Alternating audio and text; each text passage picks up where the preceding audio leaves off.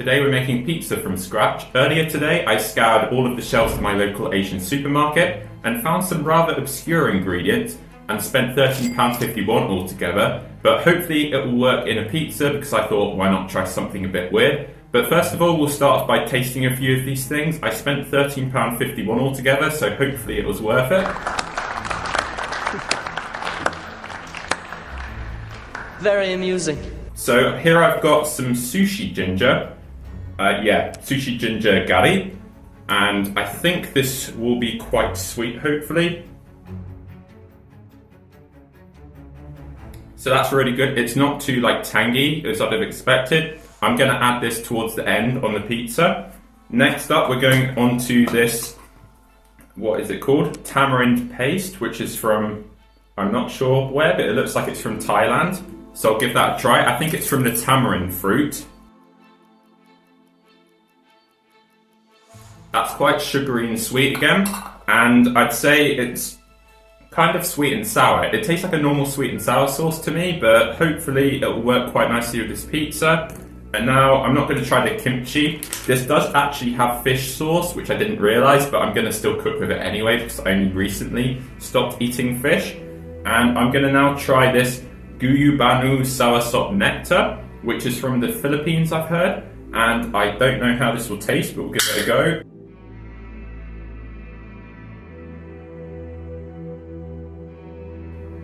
That is so good. It's kind of quite creamy, I'd say, and it's got a very subtle fruity flavour. So I'm going to try and make sure I don't drink all of it before I cook later.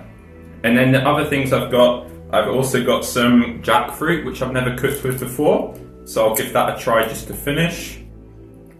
So it's unsurprisingly quite salty, and I think I'm going to probably, I don't really know what I'm going to do with this yet, but I have a plan for the rest of my ingredients. So with the Enoki Mushrooms, which I've got here, I'm going to fry them for about 5 minutes without any oil to start with in a hot pan, just so it releases the nice water.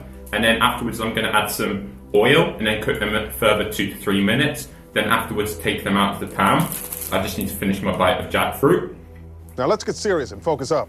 Okay, that's now finished, and using the same pan, I'm going to use this massive Mooli radish, which I think is from Japan. And I'm going to stir fry this probably for about 5 to 10 minutes. So firstly, I'm obviously going to peel it and then slice it. And then I'm going to fry it for 5 minutes in this tamarind paste. Probably a bit of soy sauce to improve the umami. I think that's a bit of a stupid word, by the way.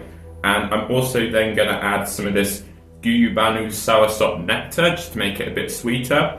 And I think I'm going to add some Gochugaru. So I got this a few weeks ago for a different recipe, and I use it all the time. It tastes very good. And fry that probably till it's quite soft. And then I'll go into what I'm going to do with everything else later and assemble the pizza. We'll now move on to making the pizza dough.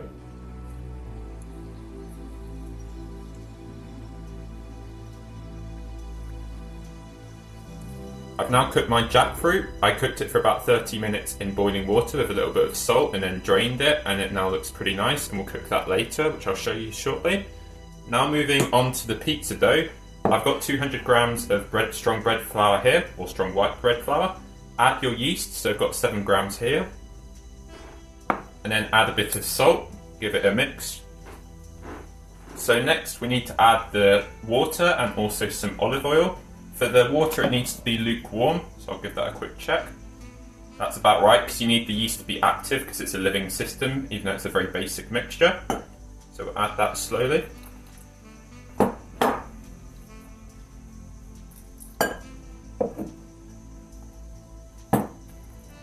To be honest, it's better to use your hands at this point. So that was 140 ml of water. Don't add too much because it will be sticky, so just follow the recipe, which is, as you know, the Campbell recipe. Now I'm adding about a tablespoon of oil in there, olive oil I should say, because otherwise it won't taste as good with vegetable oil. Now mix it all in thoroughly. Now get more of your bread flour, just to dust the surface.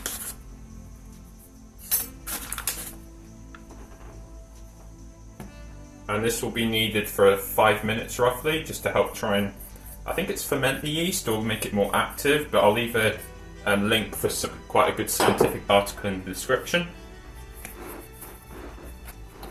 I've been kneading this for just over 5 minutes. It's fairly elasticy, but it's not incredibly elasticy, but we'll go with that. So next up, get the same bowl which you used originally. Pour a little bit of olive oil in there. You can give it just a roll around with your hands. I think this is just to avoid it sticking maybe. And now put your dough in the bowl, and this will be covered for 30 minutes. So it'll be covered for 30 minutes with cling film, and then you'll roll it out later. I'll just show what it looks like up close and personal. So there it is. Looks pretty good.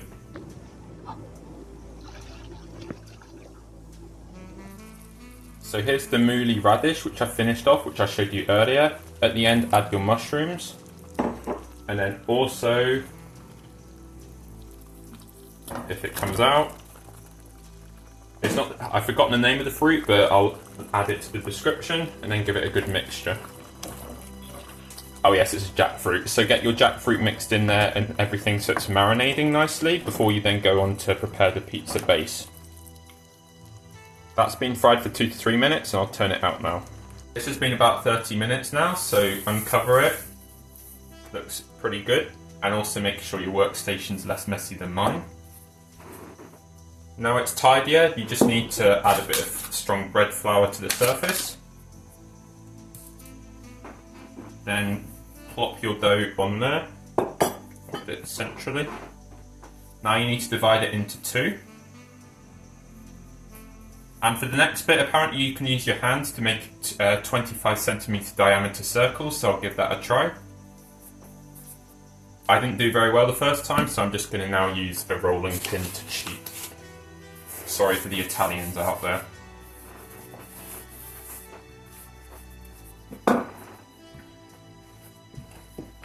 Whilst I'm doing this, the dough's actually pretty workable now. You need to make sure it's nice and relaxed, which is why you do the 30-minute prove. And secondly, this is a 70% water dough, which means it should be quite a fluffy like crust inside and also crispy on the outside. And I think this looks good, and I'll give it a measure.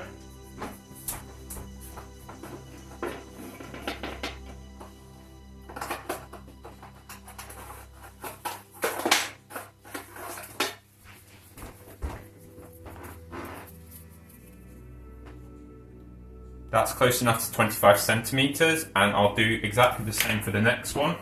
And you just need to now get a lightly oiled baking tray and then spread it out nicely. And at this point also you need to put the oven on to 180 degrees for fan, and I'll show you what it looks like afterwards and assemble both of the pizzas. So I've seasoned this tomato passata with some salt and pepper, then spread it across your pizza, making sure obviously to leave room for the crust. I've never actually done a pizza, or at least not for 8 or so years, so this probably will look a bit weird. That's good enough for this one. Then add your mixture here, which I keep forgetting what's in it. Let me just have a look at the packaging. So your jackfruit and then also radish mixture. So add that there fairly evenly. Make sure you get some of the sauce as well.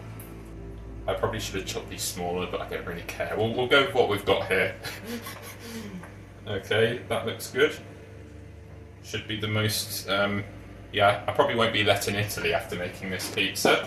And then lastly, we need to add this ginger, which I showed you earlier, just to make it a bit sweeter. Make sure you don't add this mixture at the bottom, so it's then a bit too wet, the pizza. Perfect. And to finish off, I'm going to add some kimchi. This is probably the weirdest looking pizza I've ever seen, but hopefully, as long as it cooks well, I don't really mind.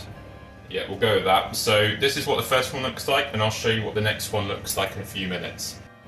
As you can see, I've cut up some of the jackfruit. It still looks a bit of a sloppy mess. So that's the first one I did earlier, and then I did a second one, which you can look at now. That also looks a bit of a sloppy mess, but they'll go in the oven now for about 18 minutes, but I'll check after 15 minutes. And then at the end you add some Parmesan cheese. So let's go. Oh shit, there's lots of... Okay, go in a sec.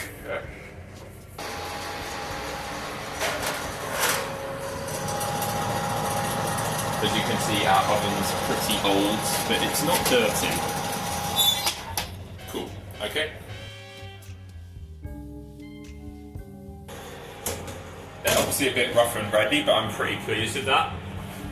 Obviously we don't have one of those fancy like brick ovens which the Italians have, but that's the end result, and I'll cut a slice shortly.